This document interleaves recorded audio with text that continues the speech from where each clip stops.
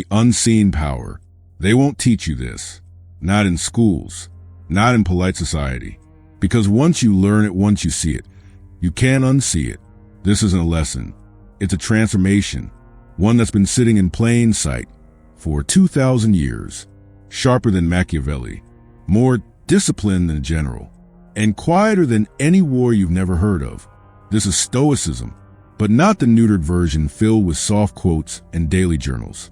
No, this is the battlefield version, the kind of intelligence forged in silence, refined in pain, and wielded by those who refuse to be broken. If you've always known you're not soft, not sentimental, but sharp, this video isn't just for you. It is you. Because once you unlock this, you don't just survive the world. You dominate it quietly, permanently. Lesson 1. You are not your circumstances. Man is disturbed not by things, but by the views he takes of them. Epictetus. Most people are puppets, pulled by every insult, circumstance, or crisis. They rage when things go wrong, beg for attention, break under pressure. Not you. You've seen the game, and you know it's not the event. It's your interpretation. Reality doesn't shake you. Your perspective forges it. They throw chaos at you. You return silence. They try to insult you. You respond with presence. Because your strength isn't found in comfort. It's born in control, the control of self. While they drown in panic, you remain still. That stillness, that's power. Lesson 2. Pain is a training ground. The impediment to action advances action.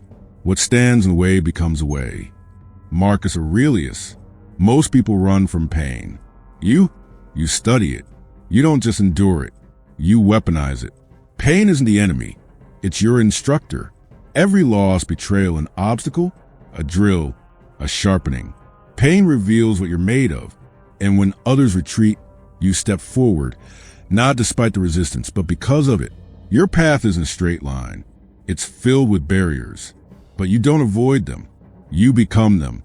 You take the blow, absorb it, rise higher. That's Stoicism. That's dominance. Lesson 3. Discipline is freedom. No man is free who is not master of himself. Epictetus. Here's the truth they won't tell you. Freedom isn't found in doing whatever you want. It's found in doing what's required, no matter how you feel. The undisciplined man is a slave to his desires, to his distractions, to his emotions. You are free because you choose mastery. You own your mind, your body, your decisions. Discipline is your edge, not just in work, but in war, in relationships, in silence. While others break at 5 a.m. alarms, you rise. While others chase comfort, you pursue clarity. While others seek pleasure, you build power. You don't move with impulse. You move with purpose. Lesson 4. Emotional detachment is a weapon. When people scream at you, when they throw chaos your way, what do they want? A reaction. But you don't give them one because you've disconnected, not from humanity, from weakness. You don't run from emotion, you reprogram it. Anger becomes fuel. Sadness becomes strategy. Fear becomes data. While others explode, you calculate. That calm presence, it unnerves people. They expect drama. You give them silence. Not cold, not cruel, just controlled. And that's terrifying to them. Lesson 5. See through the noise. The Stoic sees patterns where others see chaos. You walk into a room, and you don't just hear what's being said. You hear what isn't. You read posture, eyes, tone, not because you want to manipulate, but because you've trained your perception. They think they're in control. You've already dissected them. This isn't paranoia. It's precision. You anticipate betrayal before it arrives. You know the lie before it's spoken, because you understand one truth. People are predictable when they think they're safe. And that's when you strike, not with violence, but with wisdom. Lesson 6. Speak less, mean more. Most people speak to be heard. You speak to move.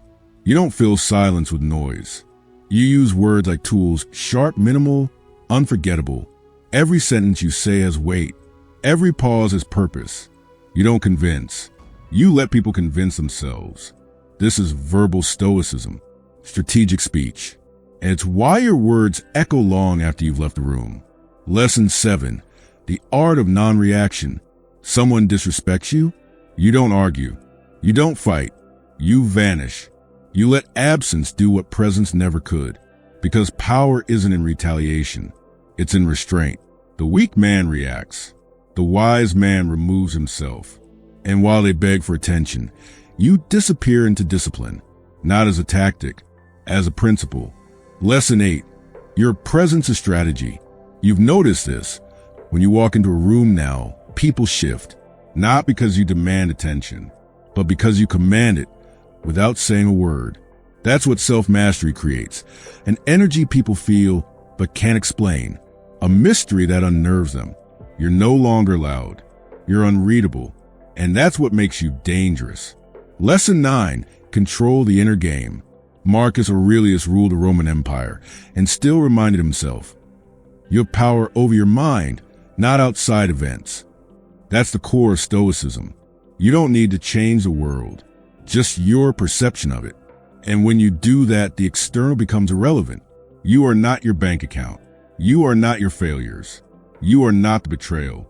You are what you do next. And that no one can take from you. Lesson 10, you don't need closure, you need clarity. When someone walks away, betrays you, lies to your face, you don't chase answers.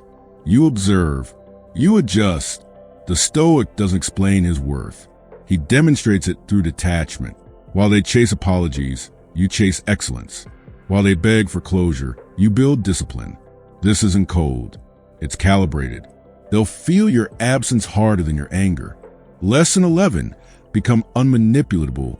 You've outgrown their games. Guilt doesn't touch you. Shame, you face it and forge yourself in it. Approval, you stopped chasing that years ago.